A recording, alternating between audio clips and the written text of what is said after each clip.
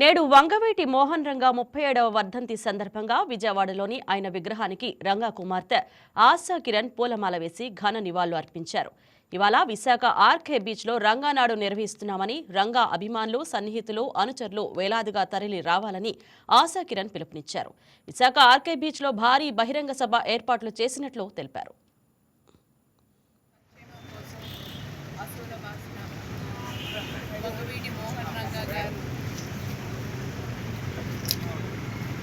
జీవితం అందరికీ మార్గదర్శనం.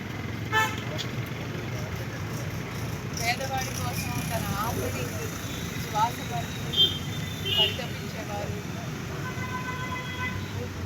వాళ్ళ పోరాటమే నా పోరాటం అని ఎప్పుడు ముందుండేవారు. తనతో పాటు నడిపించుకునేవారు. ఆ మహనీయుడు చనిపోయి 37 ఏళ్ళైనా ఇవాళకి రాష్ట్ర వ్యాప్తంగా ఘనంగా ఆయన కార్యక్రమాలు చేసుకుంటున్నారంటే ఆయన అభిమానులలో ఎంత చిరస్థాయిగా నిలిచిపోయారనేది మనం అర్థం చేసుకోవచ్చు. ఆయన చేసిన త్యాగాలు కానీ, ఆయన చేసిన పోరాటాలు కానీ ఆయన ఒక అమరజీవి కింద వెళ్ళిపోయారు.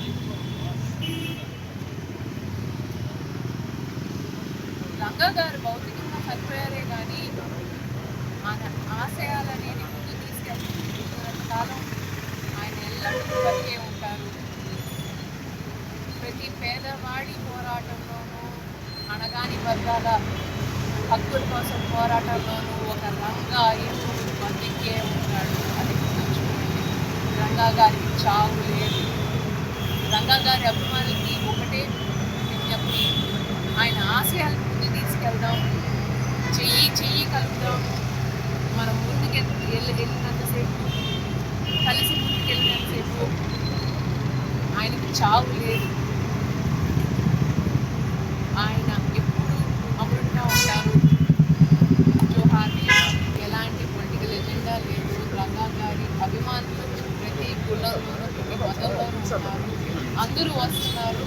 రంగా గారి మీద అభిమానం కొద్ది రంగనాడు వస్తున్నారు. అలాంటిది ఏ పార్టీకి సంబంధం లేదు. నేను ఏ పార్టీతో ఎలాంటి. ఈ వీడియో మీకు నచ్చినట్లయితే లైక్ చేయండి, షేర్ చేయండి, మా ఛానల్కి సబ్స్క్రైబ్ చేయండి.